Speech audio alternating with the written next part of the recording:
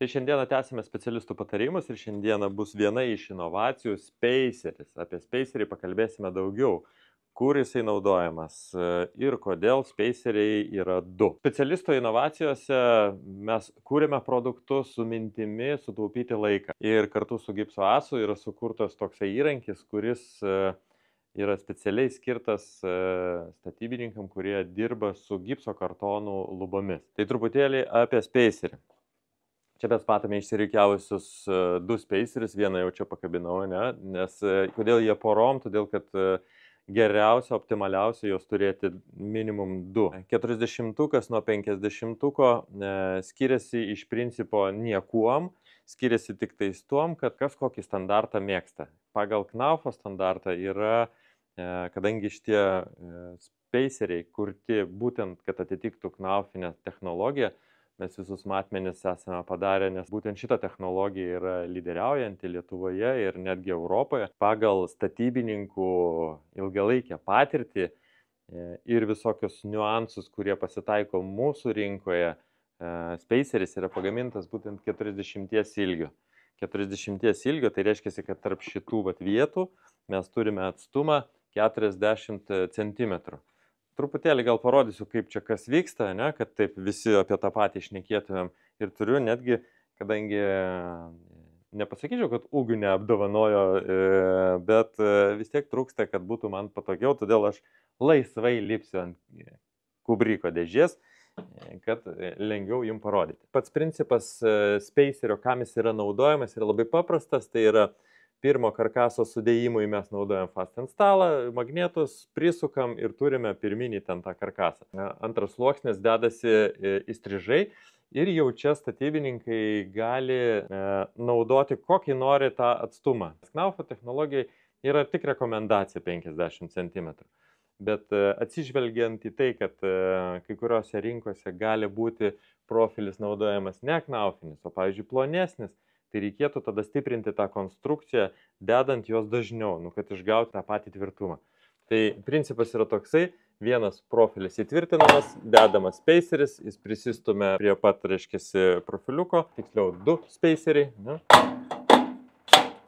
Ir tuomet dedamas antras profilis. Čia aš demonstruoju su juo trumpučiu, bet natūraliai daug ilgesnis ir iki 3 metrų siekiantis profilis laikosi puikiai ant mūsų Spacerį.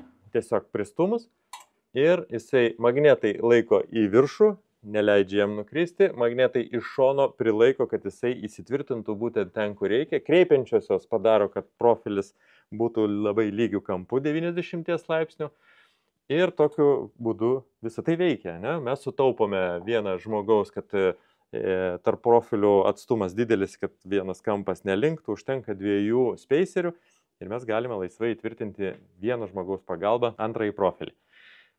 Kodėl 40 ir 50 galim truputėlį panagrinėti? Iš principo jie yra visiškai identiški. 40-ukas nuo 50-uko skiriasi principe nieko, tik tais ilgiu per šitą kraštinę. Čia turim 40, čia turim 50. Tie patys galingi magnetai čia ir visa konstrukcija iš principo ta pati. Kodėl 40 arba kodėl 50? Jeigu skaityti knygą ir vadovautis instrukcijom Knaufo ir naudoti knafinius profilius, principe geresnis pasirinkimas yra 50. Jūs šiek tiek taupote ant pačių profilių ir tą, ką rekomenduoja, taip ir darote.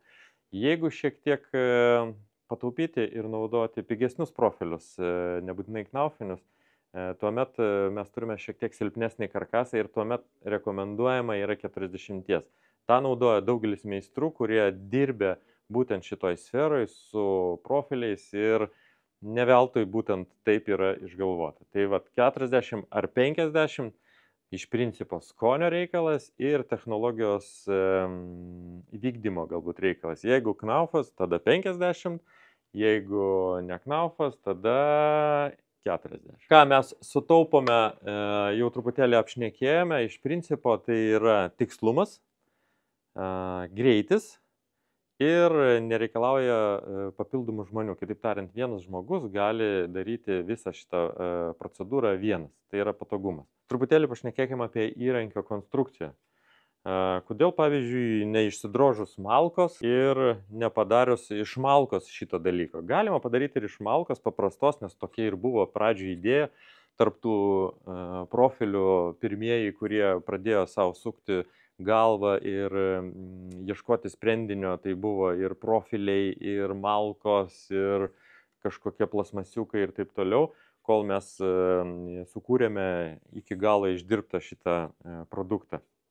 Tai kodėl geriau už malką? Todėl, kad jinai turi magnetus, turi tvirtas konstrukcijas su prilaikymu ir jeigu, tarkim, išfrezuoti tą malką iš labai gero medžio, sudėti tos magnetus, tai kaina turbūt bus arba panaši, arba didesnė. Plus, jeigu jis nukris, tai jisai greičiausiai sulūš. Šitas plastikas yra, sakyčiau, kad specialus ABS, kitaip tariant, smūgiam atsparus plastikas, kuris net nukritus truputėlį dėmesio į grindis, ane? Ką mes turime? Mes turime visiškai sveiką konstrukciją. Matome, čia įvyko pabaltavimas, nes atamortizavo, bet šitoj vietoj konstrukcija išliko ir galima dirbti ir toliau. Keletą smūgių jinai tikrai atlaikys šitas mūsų įrankis ir dirbsim toliau. Todėl lyginant su malka arba ypatingai dabar mes pastebėjome daro su 3D spausdintuvais, tokį ir mes buvom pasidarę prieš šitą, bet joks 3D spausdintuvas neatlaiko tų smūgių. Galima panašiai padaryti, bet ne taip tiksliai, tačiau konstrukcijos tvirtumo jokiais kitais būdais apart šitas neišgausim. Tikslumas dar yra labai svarbus momentas, nes tai yra bet kokiu atveju yra matavimo prietaisas ir matavimo prietaisų taikomi tam tikri standartai. Paklaida lygi pirmos klasės ruletė. Vadinasi, net jeigu jūs matuosite su rulete, nenaudodami šito įrankio, bandysime tarp profilių ištempti ruletę, kas yra iš tikrųjų labai sąnaudos didelės laike, po to tvirtinsim, kažkaip prilaikysim. Tai tikslumas pirmos klasės lygio ruletės tikslumas leidžia tai padaryti itin tiksliai. Vadinasi, jūsų profilis visada bus vietoje. Jeigu, sakysim, tas tikslumas, sako, kam tas toks tikslumas, jisgi čia netaip būtinas. Jo, bet milimetras prie milimetro ir kai per visą kambarį ar didesnę patalpą mes dėsim ir matuosime nuo pirmojo profilio, vadinasi, jeigu, tarkim, milimetras būtų paklaida, arba tokią mes padarytumėm su rulete, tai jau ant 10 profilio jau turėtumėm 1 centimetrą paklaidą, kas po to jau ir varžtam įsukti ir panašiai jau yra nebegerai. Tai tikslu, tvirta ir efektyvu. 3 pagrindinės savybės, dėl ko spaceris yra reikalingas tiem, kurie dirba su gipsu, su gipso kartono lubom konkrečiai.